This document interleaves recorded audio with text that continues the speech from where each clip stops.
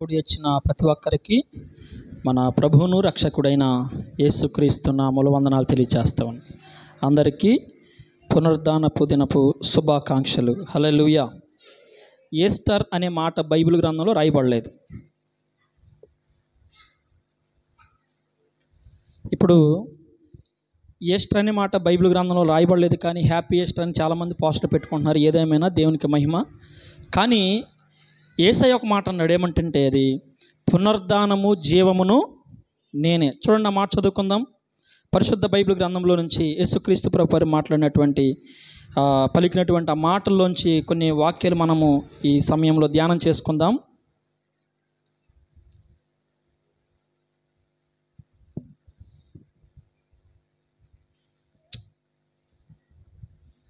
యోహాను సువార్త 11వ అధ్యాయము 25వ వచనం.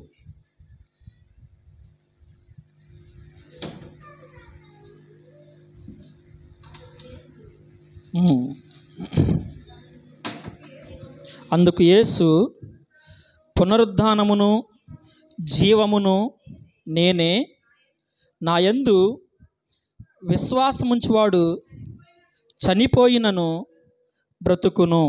చాలండి. చదువుకున్న వాక్యాన్ని మనం పరిశీలన చేస్తున్నప్పుడు యేసుక్రీస్తు ప్రభువారు మాట్లాడుతున్నటువంటి ఈ యొక్క విషయాన్ని మనం గ్రహిస్తూ ఉన్నాం. అందుకు యేసు, పునరుద్ధానమును జీవమును నేనే. పునరుద్ధానం అంటే చనిపోయి తిరిగి లేచిన విధానాన్ని పునరుద్ధానం అని పిలుస్తారు బైబిల్ భాషలో. హల్లెలూయా.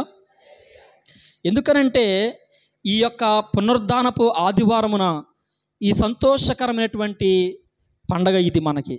ఎందుకనంటే మనం ఆరాధిస్తున్నటువంటి దేవుడు సర్వమానవాళి పాపాల కొరకు చనిపోయి పాతి పెట్టబడి సమాధి చేయబడి మరలా 3వ దినాన తిరిగి లేచాడు. దేవుని స్తోత్రం కలుగును గాక. చూడండి, కీర్తన గ్రంథం 16వ అధ్యాయం 10వ వచనం. కీర్తన గ్రంథము 16వ అధ్యాయము 10వ వచనంలో ఒక ప్రవచన వాక్యాన్ని మనం చూడవచ్చు. చదువుకుందాం. ఎందుకనగా నీవు నా ఆత్మను పాతాళములో విడిచిపెట్టవు, నీ పరిశుద్ధుని కుళ్ళు పట్టనీయవు, జీవ మార్గమును నీవా నాకు తెలియచేసేదవు. హల్లెలూయా. చూడండి, లేఖనం ఏమంటా ఉందంటే, ఎందుకనగా నీవు నా ఆత్మను పాతాళములో విడిచి పెట్టవు, నీ పరిశుద్ధుని కుళ్ళు పట్టని. ఎవరండి పరిశుద్ధులు?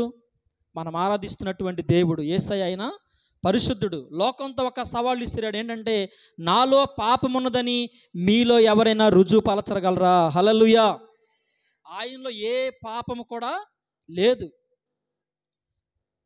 ఆ పరిశుద్ధమైనటువంటి దేవుణ్ణి మనం చూస్తూ ఉన్నప్పుడు పిల్లరా గమనించండి, జీవ మార్గమును నాకు తెలియచేసేదవు, నీ సన్నిధిని సంపూర్ణ సంతోషము కలదు. ఎందుకనంటే మనం ఆరాధిస్తున్నటువంటి దేవుడు సమాధిలో అలాగా కుళ్ళిపోయి లేడండి. ఆమేన్ చెప్పండి. ప్రపంచంలో ఎంతోమంది చనిపోయారు, కానీ అందరి సమాధులు అలాగే ఉన్నాయి, కానీ ఒకే ఒక్క సమాధి ఖాళీగా ఉంది ఇప్పటి వరకు, నేటి వరకు. అది మనం ఆరాధిస్తున్న దేవుని యొక్క సమాధి. హల్లెలూయా. అంటే సమాధిలో నుంచి దేవుడు ఆ పునరుద్ధానం శక్తి చేత తిరిగి లేచి నీ కొరకు నా కొరకు ఆయన ఆ మరణం మీద దేవుడు ఒక గొప్ప విజయాన్ని మనకు అనుగ్రహింపచేశాడు. అందుకని ఇందాక మనం చదువుకున్నటువంటి వాక్యములో యేసు అంటున్నాడు కదా, యోహాను సువార్త 11వ అధ్యాయము 25వ వచనం. అందుకు యేసు, పునరుద్ధానము జీవమును నేనే, నా యందు విశ్వాసముంచువాడు చనిపోయినను బ్రతుకును. ఇప్పుడు దేవుని యందు విశ్వాసం ఉంచేవాళ్ళు చనిపోరా? అందరికి కూడా ఏదో ఒక సమయంలో ఈ లోకాన్ని విడవలసిన పరిస్థితి ఉంది. అంటే చనిపోయిన బ్రతుకును అంటే దేవుని యొక్క సన్నిధిలో దేవుడు మనకిచ్చిన నిరీక్షణ ఏంటంటే, ఆ కడబోరం రోగినప్పుడు మృతులు మొదట లేచెదరు. హల్లెలూయా. చనిపోయిన వారందరూ కూడా మొదట లేచెదరు. ఆ యొక్క విశ్వాసాన్ని దేవుడు మనకిస్తా ఉన్నాడు. ఈరోజు మనము చూస్తున్నటువంటి యొక్క వర్తమానంలో మనము గ్రహించవలసిన విషయం ఏంటంటే, యేసుక్రీస్తు ప్రభు వారి గురించినటువంటి ప్రవచన వాక్యాలన్నీ కూడా బైబిల్ గ్రంథంలో రాయబడిన ప్రతి ప్రవచనము నెరవేర్పు జరుగుతుంది. ఎందుకనగా నీవు నా ఆత్మను పాతాళములో విడిచిపెట్టవు, నీ పరిశుద్ధుని కుళ్ళు పట్టనీయవు. దేవుడు సజీవుడిగా లేచాడు. ఆ వాక్యము నెరవేర్పుని మనం చూస్తూ ఉన్నాం. మత్తయి సువార్త 20వ అధ్యాయము 17వ వచనం, పరిశుద్ధ బైబిల్ గ్రంథంలోంచి మత్తయి సువార్త 20వ అధ్యాయము 17వ వచనం చదువుకుందాం. యేసు యెరూషలేమునకు వెళ్ళి ఉన్నప్పుడు ఆయన 12 మంది శిష్యులను ఏకాంతముగా తీసుకొని పోయి మార్గమందు వారితో ఇట్లనెను, ఇదిగో యెరూషలేమునకు వెళ్ళుచున్నాము, అక్కడ మనుష్య కుమారుడు ప్రధాన యాజకులకును శాస్త్రీయులకును అప్పగింపబడును, వారాయనకు మరణశిక్ష విధించి ఆయనను అపహసించుటకును కొరడాలతో కొట్టుటకును సిలువ వేయుటకును అన్యజనులకు ఆయనను అప్పగింతురు, 3వ దినమున ఆయన మరలా లేచును. గట్టిగా చప్పలు కొట్టండి. ఈ మాట ఎప్పుడు చెప్తున్నాడు దేవుడు? బ్రతుకున్నప్పుడు శిష్యులతో కలిసి నడుస్తూ ముందుకు వెళ్తున్నటువంటి ఆ సమయంలో, ఆ యెరూషలేము ప్రాంతానికి వెళుతున్నటువంటి ఆ తరుణంలో యేసుక్రీస్తు ప్రభువారు మాట్లాడుతున్నటువంటి మాట ఎంత చక్కగా చెప్తున్నాడు చూడండి పిల్లరా. ఆ యెరూషలేమునకు వెళ్ళుచున్నప్పుడు ఆయన 12 మంది శిష్యులను ఏకాంతంగా తీసుకుని పోయాడు. యేసుక్రీస్తు ప్రభువారికి ఒక అలవాటు ఉంది. అదేంటంటే ఒంటరిగా ఉండేటువంటి ఒక అలవాటు. ఆమేన్ చెప్పండి. మనం ఏం చేస్తాం? ఒంటరిగా ఉండాలని కోరుకుంటామా, గుంపులో ఉండాలని కోరుకుంటామా? మనం ఉంటే ఈగల మోత ఏంటి చెప్పండి? బెల్లం పెట్టి ఈగల చుట్టూ గుయ్యి గుయ్యి అని ఎలాగ తిరుగుతాయో అలాగ ఉండాలని మనం కోరుకుంటూ ఉంటాం. యేసుక్రీస్తు ప్రభువారు ఏకాంతంలోకి వెళ్ళి ప్రార్థించే అనుభవాన్ని ఆయన కలిగి ఉన్నాడు. ఆయన వెళ్ళటం మాత్రమే కాదు, కానీ తన శిష్యులకు కూడా ఆ యొక్క విధానం నేర్పిస్తూ ఉన్నాడు. ప్రార్థన అనే విషయాన్ని ఆలోచన చేస్తే ఎంతమంది ఏకాంతంలో ప్రార్థన చేసే అనుభవాన్ని మనం కలిగి ఉన్నాం. మనం రహస్యంగా ప్రార్థన చేస్తే దేవుడు బహిరంగ స్థలాల్లో మనకు జవాబిస్తాడంటండి. హల్లెలూయా చెప్పండి. ఒక దైవజనుడు ఈ మాట మనతోటి బోధించాడు. ఆయన రహస్య స్థలంలో ఏకాంతంలో ఉండి నువ్వు ప్రార్థన చేసినప్పుడు నీ రిజల్ట్, నీ జవాబు ఎక్కడ దొరికిద్దంటే బహిరంగంగా దేవుడు నిన్ను హెచ్చిస్తాడు. నేను ఎవ్వరూ పట్టించుకోవట్లేదు, నన్ను ఎవ్వరూ పట్టించుకోవట్లేదు, నా భవిష్యత్తు ఏంటి, నా లైఫ్ ఏంటి, నువ్వు కృంగిపోతూ ఉండవచ్చు. ప్రియ సహోదరి సహోదరుడా, దేవుడు నీతో ఆయన మాట్లాడుతూ ఉన్నాడు. నీవు రహస్యముగా వెళ్ళి నీ గదిలో తలుపు వేసుకుని నీకు చూస్తున్నటువంటి ఆ పరలోకమును చూస్తున్నటువంటి ఆ దేవుని యొక్క సముఖములో రహస్యములో నువ్వు ప్రార్థిస్తూ ఉన్నప్పుడు, కన్నీరు కారుస్తున్నప్పుడు, విజ్ఞాపన చేస్తూ ఉన్నప్పుడు నా దేవుడు నిన్ను చూస్తాడు. ఆయన నిన్ను చూచి నీకు జవాబు, ఆన్సర్, నీ లైఫ్ ఎలా ఉంటుందో తెలుసా? బహిరంగంగా 100,000 మందిలో దేవుడిని నిలబెట్టి వాడుకొనుగాక. దేవుడు ఏ వ్యక్తిని వాడుకుంటాడు ఆయన పరిచర్య కొరకు, ఏ వ్యక్తి మీద దేవుని యొక్క కృప ఉంటుందని ఆలోచన చేస్తే మొట్టమొదటగా దేవునికి విధేయత కలిగినటువంటి మనస్సు మనం కలిగి ఉండాలి. ఆమెన్. లోబడేటువంటి మనస్సు మనం కలిగి ఆ ఏకాంతంలో ప్రార్థన చేసేటువంటి అనుభవాన్ని మనం కలిగి ఉన్నప్పుడు బహిరంగంగా మనకు వచ్చేటువంటి శ్రమను కూడా మనము ఎదుర్కొనగలమంట. ఆమెన్ చెప్పండి. ఇప్పుడు రహస్యంగా నీకు ప్రార్థన చేసే అనుభవం లేకపోతే బహిరంగంగా వచ్చేటువంటి సవాళ్ళు, బహిరంగంగా అంటే 10 మందిలో వచ్చే కష్టం, అనేక మందిలలో వచ్చేటువంటి అవమానాలని ఎదుర్కొనలే మనం అన్నాడు కూడా. ఒక కార్యము దేవుని యొద్ద నుంచి మనం చూడాలి అంటే ఈరోజు సంఘంతో దేవుడు మాట్లాడుతున్నాడు. ఏకాంత ప్రార్థన మనకు అవసరం. దేవుని స్తోత్రం కలుగును గాక. కొన్ని సందర్భాల్లో రోడ్ల మీద నేను వెళ్తా ఉన్నప్పుడు ఎక్కడన్నా ఒక మామిడి చెట్టు నీడ కనిపిస్తే అబ్బా దాని చుట్టూ పట్టగట్టుకుని దాంట్లో కూర్చుని ప్రార్థన చేయాలనేటువంటి ఆలోచన వస్తూ ఉంటుంది నాకు. ఇక ఏ డిస్టర్బెన్స్ మనకి ఉండకూడదు. యేసుక్రీస్తు ప్రభువు ఆ ఏకాంతపు అనుభవాన్ని ఆయన కలిగి ఉన్నాడు. ఈ రోజున అంత భయంకరమైనటువంటి శ్రమను దేవుడు అనుభవించాడు, భరించాడు. మరలా పునరుద్ధానపు శక్తిని ఆయన పొందుకోగలిగాడంటే ఆయన ఏకాంతంలో ప్రార్థన చేసినాడు పిల్లారా. హల్లెలూయా. చూడండి, ఆయన మాట్లాడుతూ యేసుక్రీస్తు ప్రభువారు ఆ మాట్లాడుతున్నటువంటి సందర్భంలో ఆయన అంటున్నాడు కదా, ఇదిగో యెరూషలేమునకు వెళ్ళుచున్నాము, అక్కడ మనుష్య కుమారుడు ప్రధాన యాజకులకును శాస్త్రులకును అప్పగింపబడును, వారాయనకు మరణశిక్ష విధించి. ఎవరైనా సరే, ఏ మానవుడైనా ఇదిగో కాసేపులో నన్ను చంపేస్తారు, నన్ను పట్టుకుంటారు, ఇక నా పని అయిపోయింది, నేను అప్పగించబడతా ఉన్నాను, నాకు మరణశిక్ష రాబోతుందని ఏ మనిషి అని చెప్పగలడా చెప్పండి? ఎవరు కూడా పొరపాటున ఆ మాట 99 సంవత్సరాల వృద్ధాప్యం వచ్చి 100వ సంవత్సరంలో హ్యాపీ బర్త్డే చేసుకుని, ఏ సంవత్సరం చెప్పండి? అప్పుడంటే హ్యాపీ బర్త్డే ఏ సంవత్సరంలో? 100వ సంవత్సరంలో. ఇది ఒక పిచ్చి, హ్యాపీ బర్త్డే అనేది ఒక పిచ్చి. హల్లెలూయా. 110 సంవత్సరాలు అయిన తర్వాత ఇక జీవితంలో అంతా, శరీరం అంతా సీకిపోయాక కూడా ఆమె దగ్గరికి వెళ్ళి, ఆ ముసలామె దగ్గరికి, ముసలాడి దగ్గరికి వెళ్ళి, ఏంటో నేను చూస్తుంటే నువ్వు చచ్చిపోయేటట్టు నాకు కనిపెత్తనావు అంటే లేచి కూర్చుని, ఎట్ట కనపడతాను నీ కళ్ళకి నేను? ఏమంటారు చెప్పండి? మీకు అర్థం కాని విషయం ఏంటంటే, ముసలోళ్ళకి ఎక్కువ బతకాలనిపించిందంట. పొడిసోళ్ళకి ఏమో ఈ బాధలు మనం ఏడబడతావురా బాబు, ఈ కష్టాలేని మనం అనుకుంటే వాళ్ళకి ఇంకా బతకాలనిపిస్తుంది. దేవుని స్తోత్రం కలుగును గాక. కానీ తన మరణము గురించినటువంటి వార్త ఏ మాత్రము కూడా చింత లేకుండా దేవుడు మాట్లాడుతున్నాడు. ఎంత గొప్ప దేవుడు చూడండి పిల్లరా. హల్లెలూయా. ఎందుకనంటే ఆయన చనిపోతూ ఉంది ఆయన కోసము కాదు, ఈ లోకంలో ఉన్నటువంటి మానవులందరి కొరకు ఆయన చనిపోతున్నాడు కాబట్టి ఆ విషయాన్ని తెలియచేస్తూ ఉన్నాడు. అంత మాత్రమే కాదు, సిలువ వేటకును అన్యజనులకు ఆయనను అప్పగింతురు, 3వ దినమున ఆయన మరలా లేచును. హల్లెలూయా. దేవునికి స్తోత్రం కలుగును గాక. చూడండి, లేఖన భాగాలు మనం పరిశీలన చేస్తూ ఉన్నాం. ఎందుకు ఆయన చనిపోవలసినటువంటి పరిస్థితులు వచ్చినాయి? ఈ యొక్క సిలువ గురించినటువంటి కోణంలో మనం ముందుకు వెళ్తూ ఉన్నప్పుడు దేవుడు మాట్లాడుతూ ఉన్నాడు, మనందరి పాపాలని ఆయన క్షమించడానికి అంటండి. హల్లెలూయా చెప్పండి. నీవు నేను చేసినటువంటి పాపం, రహస్యంగా తెలిసి కొన్ని తెలియక కొన్ని చేసిన ప్రతి పాపాల నిమిత్తమై ఆ పాపాలని క్షమించడానికి దేవుడు చనిపోయాడు. ఎందుకు అనంటే ఈ యొక్క సిలువ త్యాగము నిన్ను నన్ను పవిత్రులుగా చేయటానికి. చూడండి, వాక్యం చదువుకుందాం. 1 యోహాను పత్రిక 1వ అధ్యాయం 9వ వచనం. యోహాను పత్రిక 1వ అధ్యాయము 9వ వచనం. మన పాపములను మనము ఒప్పుకొనిన ఎడల ఆయన నమ్మదగిన వాడును నీతిమంతుడును గనుక ఆయన మన పాపములను క్షమించి సమస్త దుర్నీతి నుండి మనలను పవిత్రపరచును. హల్లెలూయా. సమస్తమైనటువంటి అపవిత్రతను, ప్రతి పాపాన్ని, ప్రతి శాపాన్ని, అన్నిటినీ కూడా వాటి నుంచి విడిపించడానికి దేవుడు సమస్త దుర్నీతి నుండి అంట మనలను పవిత్రులుగా చేయటానికి. ఏదైతే అపవిత్రత మనలో ఉందో, ఏదైతే పాపం మనలో ఉందో, దుర్నీతి సంబంధమైన ప్రతి దాన్ని కూడా దేవుడు ఏం చేస్తున్నాడంటే క్షమించి మనలను పవిత్రులుగా చేయటానికి. హల్లెలూయా.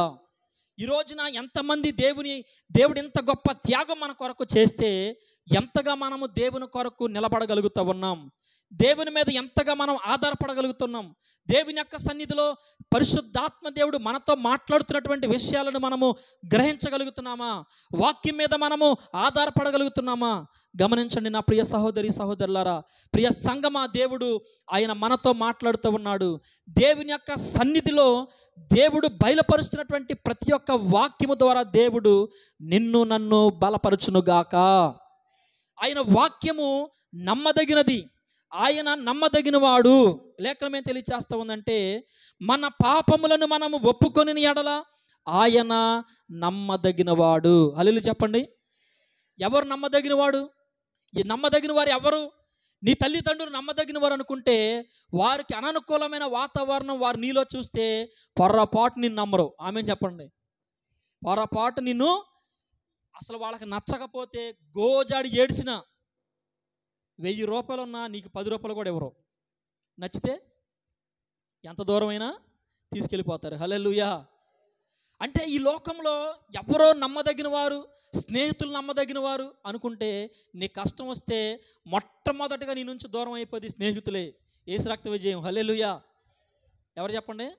నిర్దాక్షిణ్యంగా ఫోన్ స్విచ్ ఆఫ్ అవుతుంది. మీరు ప్రయత్నిస్తున్న నెంబరు స్విచ్ ఆఫ్ చేయబడి ఉంది.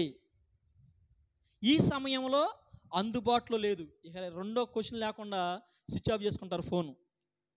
అర్థమవుతున్న పిల్లారా, ఈ లోకంలో ఎవ్వరు నమ్మదగిన వారు లేరు. ఈ రోజున లేఖనం తెలియచేస్తూ ఉంది, లేఖనం మనతో మాట్లాడుతూ ఉంది. మన పాపములను, యోహాను రాసిన మొదటి పత్రిక 1వ అధ్యాయము 9వ వచనం, మన పాపములను మనం ఒప్పుకొని ఎడల ఆయన నమ్మదగిన వాడును నీతిమంతుడు గనుక ఆయన మన పాపములను క్షమించి సమస్త దుర్నీతి నుండి మనలను పవిత్రులుగా చేయును. హల్లెలూయా. అందుకని దేవుణ్ణి నమ్మాలి. ఎందుకు నమ్మంటున్నాం దేవుణ్ణి? మతం మారమని ఎవరు చెప్పట్లా, దేవుణ్ణి నమ్మండి అని మనం చెప్తూ ఉన్నాం. ఎందుకనంటే ఆయన నమ్మదగిన వాడు. నీ కష్టాలలో, నీ శ్రమలలో, నీవు ఎదుర్కొంటున్నటువంటి ఇబ్బందులలో, నీవు కారుస్తున్నటువంటి కన్నీటిలో ఈ లోకములు ఎవ్వరు నిన్ను బలపరచకపోవచ్చు, కానీ ఆయన బలమైన హస్తము నీ మీద ఆయన చాపి నీవు ఎదుర్కొంటున్న ప్రతి ఒత్తిడిని ఆయన తొలగించే దేవుడుగా ఉన్నాడు. హల్లెలూయా, హల్లెలూయా. అందుకని అంత నమ్మదగిన దేవుణ్ణి మనము ఈ రోజున కలిగి ఉన్నాం. చూడండి పిల్లలు, యోహాను సువార్త 14వ అధ్యాయం 6వ వచనం చదువుకుందాం. యోహాను సువార్త 14వ అధ్యాయము 6వ వచనం. యేసు, నేనే మార్గమును సత్యమును జీవమును, నా ద్వారానే తప్ప ఎవడును తండ్రి యొద్దకు రాడు. హల్లెలూయా చెప్పండి, హల్లెలూయా. ఇక మనం మోక్షానికి వెళ్ళాలి అంటే ఒకటే మార్గం, మనకి యేసయ్య మార్గం. Hallelujah. There is no other way. మరొక మార్గం మనకే లేదు. అందుకనే లోకం ఉన్నటువంటి ప్రతి నాలుకంట యేసే దేవుడని ఒప్పుకోవాలండి. గట్టిగా చప్పలు కొట్టండి. ప్రతి నాలుక యేసే దేవుడని ఒప్పుకోవాలి. ప్రతి వాని మోకాలు, మీ మోకాల మీద చేసుకోండి, ప్రతి వాని మోకాలంట దేవుని నామంలో వంగాలి. ఏ నామంలో? దేవుని నామంలో వంగాలి. ఆయన తప్ప మనకి మార్గము ఇంకొకటి లేదు. మనం అనుకోవచ్చు, పాస్టర్ గారు నమ్ముకుంటే పరలోక రాజ్యం తీసుకెళ్తారండి మా అయ్యగారు అని. కొంతమంది దేవుణ్ణి నమ్ముకోకుండా అయ్యగారు నమ్మే భక్తి పరులు ఉంటారు. ఎవరు నమ్ముతారు వీళ్ళు? దేవుణ్ణి నమ్మరు. మా అయ్యగారు కళ్ళు మూస్తే మా అయ్యగారు, కళ్ళు తెరిస్తే అసలు అయ్యగారికే పరలోక రాజ్యం ఉందో లేదో తెలియదు. ఎక్కడ స్తోత్రం చెప్పండి, హల్లెలూయా. అయ్యగారైనా విశ్వాసులైన అందరూ కూడా నమ్మాల్సింది ఎవరినంటే దేవాతి దేవుడిని. దేవునికి స్తోత్రం. అందుకని నేనే మార్గము సత్యము జీవము, నా ద్వారా తప్ప ఎవడును తండ్రి యొద్దకు రాడు. ఆయన మార్గమై ఉన్నాడు పిల్లారా. ఆయన ఒక మార్గమై ఉన్న దేవుడు. ఒక మార్గంలో నడిపిస్తున్నప్పుడు ఆ మార్గంలో మనం నడవాలి. ఇప్పుడు గొర్రెలు కాస్తున్నటువంటి గొర్రెల కాపరి ఉన్నాడు. ఆ కాపరికి అన్నీ తెలుసు. ఈ గొర్రెని మంచిగా ఎక్కడ గడ్డి దొరికిద్దో, ఎక్కడ శ్రేష్టమైన ఆహారం ఉందో, ఎక్కడ నీళ్లు ఉన్నాయో ఆ కాపరి నడిపిస్తున్నప్పుడు ఇప్పుడు ఈ గొర్రె ఎదురు తిరిగి, ఏం తిరిగి చెప్పండి, కిందకు చూడాల్సిన గొర్రె పైకి ఇలా తలెత్తి నువ్వేంటి నన్ను నడిపించేది, నేను నాకు తెలియదా పచ్చకున్న తోటలేంటో, ఆ గుళ్ళోకి వెళ్ళి మేత్త నేను బొవ్వా. ఏ గుళ్ళో? ఆ గుళ్ళో బాగుంటుంది వాక్యం. ఆ సేలోకి వెళ్ళి మేత్తను నువ్వు అనుకున్నావు అనుకో, పాప మా సేలో గులుకులు జల్లు ఉండొచ్చు. వాళ్ళు ఆ రోజు ఆ సేలో ఏం జల్లొచ్చు ఉండొచ్చు, గులుకులు జల్లు ఉండొచ్చు. పొరపాటున ఎదురు తిరిగి వెళ్ళి మేసామంటే కనుక ఉన్నది పోయే, ఆ ప్రాణం దెబ్బకి వెళ్ళిపోద్ది. గొలుకులు, ఆ గొలుకులు వేసినట్టు, గొలుకులు ఏంటి చెప్పండి, మీరే చెప్పండి, నాకు తెలియదు. అది మీరే కదండి వ్యవసాయాలు చేసేది. అది జరుగుతారు కదా ముందు. ఇప్పుడు కాపరి నడిపిస్తున్నప్పుడు ఆ క్రమంలో నడుచుకుంటూ వెళ్ళిపోతానికి అంత బాధ ఏమొచ్చింది, అంత ఇబ్బంది ఏమొచ్చింది? పోనీ మన కాపరి ఏమైనా కర్రబట్టుని కొడుతున్నాడా? ఊరుకోండి పాస్టర్ గారు, మీరు భలే జోక్ చేస్తున్నారు.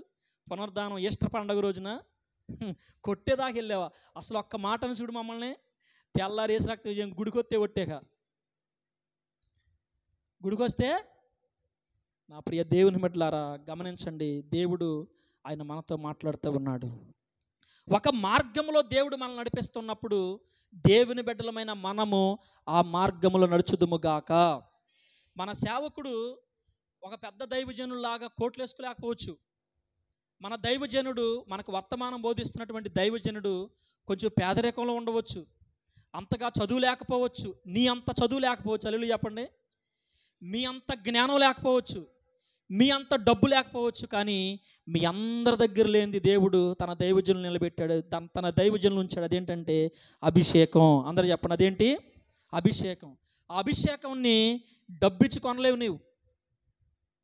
ఎప్పుడు సేవకుల్లో ఉన్నటువంటి అభిషేకం నీలోకి వస్తుందంటే నువ్వు చేయాల్సింది ఏంటంటే వినయముగా విధేయత కలిగి ఆ యేసయ్య చెప్పినటువంటి నేనే మార్గం అన్నటువంటి ఆ మార్గంలో దైవజనుడిని నడిపిస్తున్నప్పుడు క్రమంగా నువ్వు ఆ మార్గంలో నడిచావంటే నేరుగా నువ్వు పరలోక రాజ్యం వెళ్తావు. హల్లెలూయా. దాంట్లో డౌట్ లేదేక. నేను పరలోక రాజ్యానికి వెళ్తానా వెళ్ళనా అనాల్సినట్టు సందేహం నీకు అవసరం లేదు. ఈ రోజున దేవుని యొక్క బిడ్డలకు అన్నీ చేస్తూ ఉన్నాము, కానీ ఆయన మార్గంలో మనం నడవలేకపోతూ ఉన్నాం. అందుకనే దేవుడు యేసయ్య అనేక సందర్భాల తన శిష్యులకి బోధించాడు. ఆయన అనేక మర్మాలను ఆయన తెలియచేసినాడు. ఈ రోజున దేవుని బిడ్డలుగా దేవుని మందిరానికి వచ్చిన నీవు నేను ఆ మార్గంలో నడుచుకుంటా మనం ముందుకు వెళ్ళాలంటే దైవజనుడు ఏ కోణంలో మనం నడిపిస్తూ ఉన్నాడు. ఆయన ఒక మాట చెప్పాడంటే, వయసులో చిన్నవాడైనా, నీకంటే వయసులో చిన్నవాడైనా నీవు చూడవలసింది ఎవరినంటే నీ ఎదుట నిలబడిన దైవజనుడు కాదు, కానీ ఆయనలో ఉన్నటువంటి పరిశుద్ధాత్మ దేవుణ్ణి. హల్లెలూయా. ఆ అభిషేకాన్ని నువ్వు నమ్మాలి. అప్పుడు దేవుని సేవకులు ఉన్నటువంటి ఆ యొక్క కృపావరాలు, ఆ యొక్క అభిషేకం నీ మీదకు వచ్చినప్పుడు నీకు పట్టిన సకలమైన దరిద్రాలు నిన్ను విడిచిపెట్టి వెళ్ళిపోతాయి. హల్లెలూయా. ఈ రోజున అనేక మంది ఎలాగైపోయారంటే యేసుక్రీస్తు ప్రభువారు చెప్పిన మార్గాలు వదిలేసి వారు సొంత మార్గాలు వేసుకుంటున్నారు. వారు ఓన్ డిసిషన్.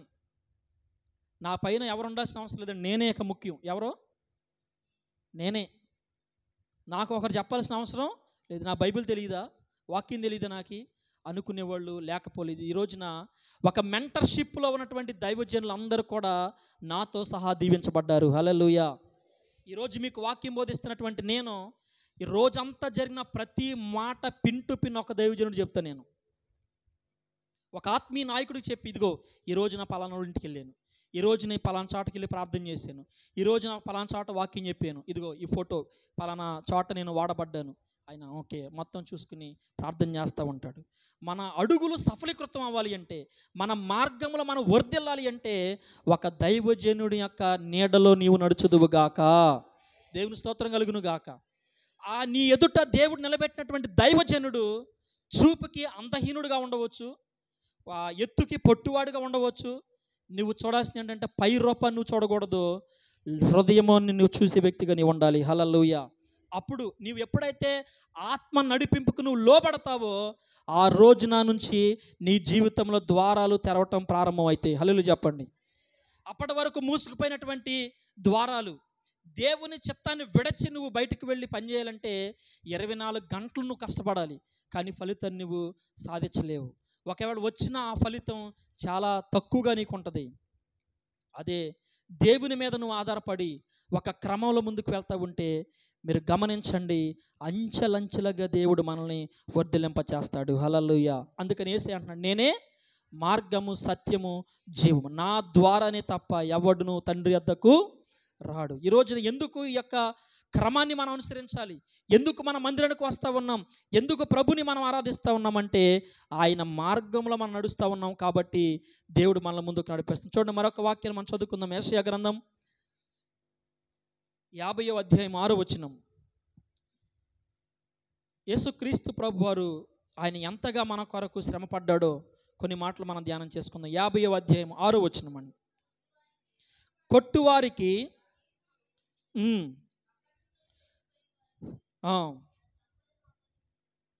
చూడండి, కొట్టువారికి నా వీపును అప్పగించి తిని, వెంట్రుకలు పెరికివేయి వారికి నా చెంపలను అప్పగించి తిని, ఉమ్ము వేయు వారికి అవమానపరచు వారికి నా ముఖమును దాచుకొనలేదు.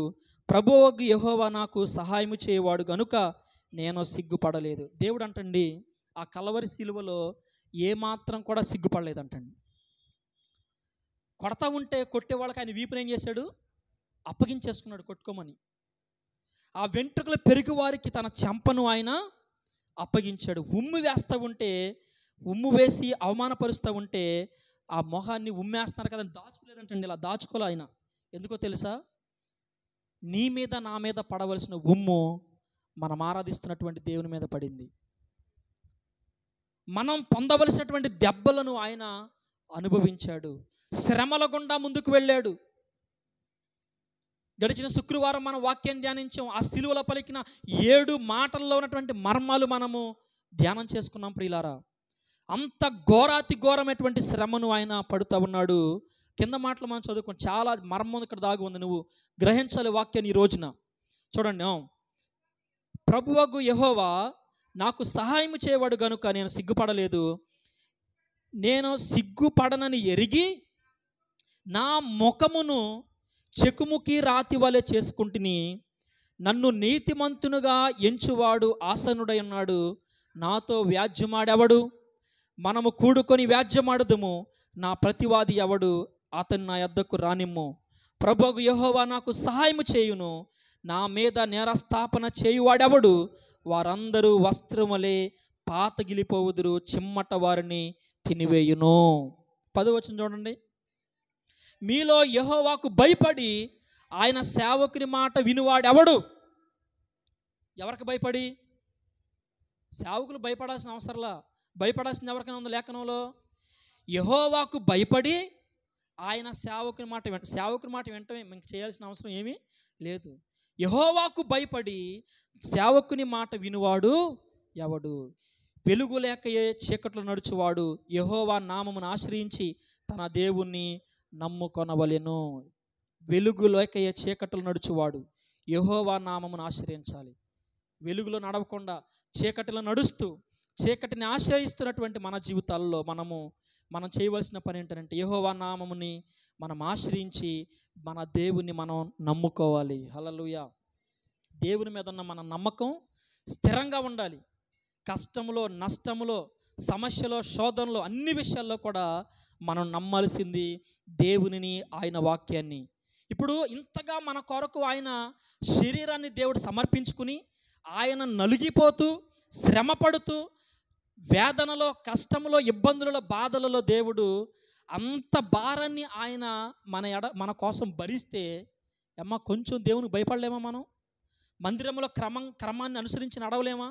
ఆయన మాట ప్రకారంగా మనం నడుచుకొనలేమా? సంఘం అంటే ఒక క్రమం ఉన్నది, గ్రహించాలి. హల్లెలూయా. సంఘములో దేవుడు ఒక క్రమాన్ని ప్రకారంగా మనం నడుస్తున్నప్పుడు అందరూ ఏం చేయాలంటే ఇంజిన్కి లింక్ అవ్వాలి. దేనికి? ఇప్పుడు మనం అందరం పెట్లన్నీ ఏం చేయాలంటే ఆ రైలు బోగి ఇంజిన్కి నువ్వు కనెక్ట్ అయి ఉంటే ఇంజిన్తో పాటు వెళ్ళిపోతావు. ఒకే క్రమంలో, ఒకే మార్గంలో, ఒకే ట్రాక్ మీద నువ్వు వెళ్ళిపోతావు. అలా కాదు, నేను ఆ ఇంజిన్ అట్లా అవుతుంటే నేను ఇటు ఇంజిన్ తగిలించుకుని ఇట్లా ఆగుతాను అన్నావు అనుకో, ఎవరి దారి వారే యమునా తీరు అన్నట్టు ఉంటుంది. స్తోత్రం చెప్పండి. ఇప్పుడు ఆయన ఒక మార్గమై ఆయన మనం నడిపిస్తున్నప్పుడు ఆ క్రమంలో వెళ్ళటానికి మనం సిద్ధపడాలి.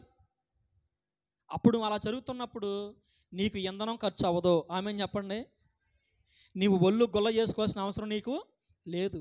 ఆ ఖర్చు అవ్వాల్సింది, ఆ శ్రమ అంతా కూడా ఆ ఇంజిన్లో దేవుడు ఆ పవర్ని పెట్టాడు. ఈ రోజున ఈ పునరుద్ధానపు ఆరాధనకు వచ్చినటువంటి మనము శక్తి పొందుకొందుముగాక. మన ఇష్ట ప్రకారం కాదు, దేవా నా చిత్తం కాదు నీ చిత్తం నా జీవితంలో నెరవేర్చు ప్రభు అని మనం ప్రార్థన చేయాలి. హల్లెలూయా. అది క్రమం అండి. అప్పుడు సంఘము ఒక ఐక్యతతో నిలబడుతూ ఉన్నప్పుడు పాతాళలోక ద్వారాలు దాని ఎదుట నిలబడలేవు. ఆమెన్. అంత శక్తి సంఘానికి దేవుడు ఎంత పవర్ ఇచ్చాడంటే, నేను చెప్తున్నాను గమనించండి. నిరుపేదరికమైన స్థితిలో ఉన్న వ్యక్తిని తీసుకొచ్చి మందిరంలో కూర్చోబెట్టిన సంఘం అంతా ఎలుగెత్తి ప్రార్థన చేస్తే సంవత్సరం తిరిగి వచ్చే లోపల దేవుడు సమస్త అప్పులు కొట్టివేస్తాడు. హల్లెలూయా. ఆ భయంకరమైన పేదరికం ఉన్న వ్యక్తిని దేవుడు ఊహకు అందని విధంగా దేవుడు పైకి తీసుకెళ్తాడు. అంత శక్తి సంఘానికి ఉంది. ఇప్పుడు ఇంత పవర్ని దేవుడు సంఘానికి ఇచ్చినప్పుడు సంఘంలో మనం జాగ్రత్తగా ఉండాలా లేదా? క్రమాన్ని అనుసరించాలా లేదా? ఆమేన్. చూడండి, యేసుక్రీస్తు ప్రభు వారు ఆయన శ్రమ పడుతున్నటువంటి ఆ కోణంలో మనము చూస్తూ ఉండగా ఒక వాక్యం చదువుకుందాం. పరిశుద్ధ బైబిల్ గ్రంథంలోంచి యోహాను రాసిన మొదటి పత్రిక 2వ అధ్యాయము 24వ వచనం. 1 John chapter 2 verses 24. అయితే మీరు మొదట నుండి దేనిని వింటిరో అది మీలో నిలవనీయుడి. మీరు మొదట నుండి విన్నదానిని మీలో నిలిచిన ఎడల మీరు కూడా తండ్రి యందును నిలుతురు. 25వ వచనం చూడండి. నిత్య జీవము అనుగ్రహింతుననిదియే ఆయన తానే మనకు చేసిన వాగ్దానము. ఇప్పుడు దేవుడు మనకు చేస్తున్నటువంటి వాగ్దానం ఏంటంటే, చదువుకున్నటువంటి 25వ వచనంలో నిత్య జీవం. ఎందుకు ఇంత శ్రమ పడాల్సి వచ్చింది? దేవుడు ఇంత శ్రమల గుండా చనిపోయి పాతిపెట్టబడి తిరిగి లేచి ఇదంతా కూడా ఎందుకనంటే నీకు నాకు దేవుడు ఒక వాగ్దానం ఇచ్చాడు, నిత్య జీవము అనుగ్రహిస్తానని. దేవుని స్తోత్రాలు చెల్లించండి. హల్లెలూయా. నిత్య జీవం అనుగ్రహించడానికి దేవుడు ఒక వాగ్దానాన్ని ఆయన మనకు అనుగ్రహింపచేసి ఉన్నాడు. మరి ఆ వాగ్దానాన్ని పొందుకుంటున్నామా? ఈ జీవం గురించే మనం ప్రయాసపడుతున్నాం, కానీ నిత్య జీవం కొరకైనటువంటి ప్రయాస మనలో లేదు. చూడండి, మరొక వాక్యం చదువుకుందాం. మత్తయి సువార్త 27వ అధ్యాయము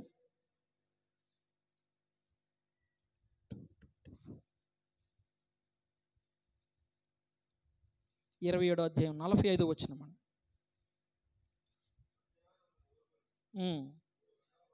3 గంటల వరకు ఆ దేశమందంతటా చీకటి కమ్మెను. ఇంచుమించు 3 గంటలకు యేసు ఏలీ ఏలీ లామా సబక్తన అని బిగ్గరగా కేక వేసెను. ఆ మాటకు నా దేవా నా దేవా నన్నెందుకు చెయ్యి విడనాడితివి అని అర్థము. అక్కడ నిలిచిన వారిలో కొందరు ఆ మాట విని ఇతడు ఏలియా అని పిలుచుచున్నాడు అనేది. వెంటనే వారిలో ఒకడు పరిగెత్తుకుని పోయి స్పంజి తీసుకొని చిరకాలు ముంచి రెల్లును తగిలించి ఆయనకు త్రాగనిచ్చెను. చూడండి, అక్కడ చదువుతున్నటువంటి వాక్యాన్ని మనం పరిశీలన చేస్తూ ఉన్నప్పుడు ఆయనతో కూడా సిలువ వేయబడినటువంటి ఆ యొక్క బందిపోటు దొంగలు అలాగే ఆయనను నిందిస్తున్నటువంటి ఆ సమయంలో మధ్యాహ్నం మొదలుకొని 3 గంటల వరకు ఆ దేశమంతటా కూడా చీకటి కమ్మేసింది. భయంకరమైన కటిక చీకటి. ఆ రోజున అక్కడ ఆ చీకటి కమ్మింది. ఈ రోజున మన జీవితాల్లో కూడా ఎన్నో చీకటి కోణాలు, ఎవరికి తెలియనటువంటి భయంకరమైనటువంటి చీకటి కోణాల్లో మనము ముందుకు వెళ్తా ఉన్నాం. ప్రియులారా, యేసయ్య బిగ్గరగా కేక వేసి, చూడండి, నా దేవా నా దేవా నా చేయి నన్నెందుకు చెయ్యి విడచితివి. అక్కడ నిలిచిన వారిలో కొందరు ఆ మాట విని ఇతడు ఏలియాను పిలుచుచున్నాడు. యేసుక్రీస్తు ప్రభువారు ఆయన ఎన్నడూ కూడా నోరు తెరవలేదండి. ఆయన కొడుతున్నప్పుడు నోరు తెరిచాడా? ఆ సిలువలోనే ఆయన నోరు తెరిచాడు. అక్కడ అది కూడా మనుషుల కోసం మాట్లాడలేదు, కానీ తన తండ్రితో ఉన్నటువంటి ఆ సంబంధాన్ని బట్టి ఆయన బిగ్గరగా కేక వేసినట్లు మనం చూస్తూ ఉన్నాం. ఈరోజు దేవుని బిడ్డలమైనటువంటి మన కొరకు ఆయన అంత గొప్ప భారాన్ని భరించి భరించి భరించి భరించి ఆఖరిగా బిగ్గరగా కేక వేస్తూ ఉన్నాడు. మన జీవితాల్లో కూడా తట్టుకోలేని శ్రమ, తట్టుకోలేని బాధ మన జీవితాల్లో కలుగుతున్నప్పుడు ఎన్నో కేకలు వేసినటువంటి రాత్రులు మనకి లేకపోలేదు. ఎన్నో సందర్భాలు గట్టిగా అరుచి కొట్టుకున్నటువంటి రోజులు మన జీవితాల్లో లేకపోలేదు. ప్రియమైన దేవుని బిడ్డలారా, ఈ రోజున దేవుడు మనతో మాట్లాడుతూ ఉన్నాడు. ఆయన ఎంత శ్రమను, ఎంత బాధను భరించి ఎందుకోసమే తెలుసా? చదువుకుందాం. చూడండి, 1 కొరింథీయులకు రాసిన పత్రిక 15వ అధ్యాయము 55వ వచనము. ఓ మరణమా నీ ముల్లెక్కడా? మరణపు ముళ్ళును క్షమించండి, ఒకసారి 50 వచనం కానీ చదువుకుందాం తల్లి. 50 వచనం కానీ చదువుకుందాం. సహోదరులారా, నేను చెప్పినది ఏమనగా రక్తమాంసములు దేవుని రాజ్యమును స్వతంత్రించుకొనవని ఎవరిని ఎరుగుదము. క్షయత అక్షయతను స్వతంత్రించుకొనదు. ఇదిగో మీకు ఒక మర్మము తెలుపుచున్నాను. మనమందరము నిద్రించము గాని నిమిషములో ఒక రెప్పపాటున కడబోర మ్రోగగానే మనమందరము మార్పు పొందుదుము. బోర మ్రోగును, అప్పుడు మృతులు అక్షయులుగా లేపబడుదురు. మనము మార్పు పొందుదుము. క్షయమైన ఈ శరీరము అక్షయతను ధరించుకొనవలసినది, మర్త్యమైన ఈ శరీరము అమర్త్యతను ధరించుకొనవలసినది. ఈ క్షయమైనది అక్షయతను ధరించుకున్నప్పుడు, ఈ మర్త్యమైనది అమర్త్యతను ధరించుకున్నప్పుడు విజయమందు మరణము మృంగివేయబడును. గట్టిగా చప్పలు కొట్టండి అందరూ. విజయమందు మరణము మృంగివేయబడును అని వ్రాయబడిన వాక్యము నెరవేరును. ఓ మరణమా నీ విజయం ఎక్కడా? ఓ మరణమా నీ ముల్లెక్కడ? మరణపు ముళ్ళు పాపము, పాపమునకున్న బలము ధర్మశాస్త్రమే. అయినను మన ప్రభు అయిన యేసుక్రీస్తు మూలముగా మనకు జయము అనుగ్రహించున్న దేవునికి స్తోత్రం కలుగునుగాక. అందరూ కూడా చెప్పండి, స్తోత్రము కలుగునుగాక. యేసుక్రీస్తు ప్రభు వారి ద్వారా మరణం మీద మనకు దేవుడు విజయాన్ని ఇచ్చాడు. ఇక దేని గురించి మనము బాధపడాల్సినటువంటి పని లేదు. ఇప్పుడు ఆయన చనిపోయాడు, తిరిగి లేచాడు. మత్తయి సువార్త 28వ అధ్యాయంలో ఒక మాట చదువుకుని మనం ముగించుకుందాం. ఎక్కువసేపు నేను ప్రకటించడానికి ఇష్టపడతలేదు, కానీ ఈరోజు క్లుప్తంగా మనం ముగించుకుందాం. మత్తయి సువార్త 28వ అధ్యాయము మొదటి నుంచి కొన్ని మాటలు ధ్యానం చేసుకుని మనం ముగించుకుందాం. విశ్రాంతి దినము గడిచిపోయిన తరువాత ఆదివారమున తెల్లవారుచుండగా మగ్దలేనే మరియయు వేరొక మరియయు సమాధిని చూడవచ్చిరి. ఇదిగో ప్రభువు దూత పరలోకం నుండి దిగివచ్చి రాయి పొర్లించి దాని మీద కూర్చుండెను. అప్పుడు మహా భూకంపం కలిగెను. ఆ దూత స్వరూపము మెరుపు వలె ఉండెను. అతని వస్త్రము హిమమంత తెల్లగా ఉండెను. అతనికి భయపడుట వలన కావలి వారు వణికి చచ్చిన వారి వలె ఉండిరి. దూత ఆ స్త్రీలను చూచి, మీరు భయపడకుడి, సిలువ వేయబడిన యేసును మీరు వెతుకుచున్నారని నాకు తెలియను. ఆయన ఇక్కడ లేడు, తాను చెప్పినట్టే ఆయన లేచి ఉన్నాడు. రండి, ప్రభువు పండుకున్న స్థలము చూచి త్వరగా వెళ్ళి ఆయన మృతుల్లో నుండి లేచి ఉన్నాడని ఆయన శిష్యులకు తెలియచేయుడి. గట్టిగా స్తోత్రాలు చెల్లించండి. హల్లెలూయా. ఆయన ఇక్కడ లేడు, ఆయన తిరిగి లేచినట్లు మనం చూస్తున్నాం పిల్లరా. 6వ వచనం అన్నాడు కదా, ఆయన ఇక్కడ లేడు, తాను చెప్పినట్లే ఆయన లేచి ఉన్నాడు. చనిపోయిన వ్యక్తి లెగటానికి ఆ పునరుద్ధానములో ఎంత శక్తి దాగి ఉన్నదో, ఒక దేవదూత అక్కడ దిగి వచ్చినప్పుడు ఆ ప్రాంతం అంతా కూడా మహా భూకంపం కలిగినట్లు మనం చూస్తున్నాం. దేవునికి స్తోత్రం కలుగును గాక. ఈ రోజున ప్రియమైన దేవుని యొక్క బిడ్డలారా, ఆ పునరుద్ధానపు శక్తి మనం కలిగి ఉన్నామా? ఆ రిజరెక్షన్ పవర్ మనం కలిగి ఉన్నామా? చిన్న బలహీనతలకే లొంగిపోతున్నాం.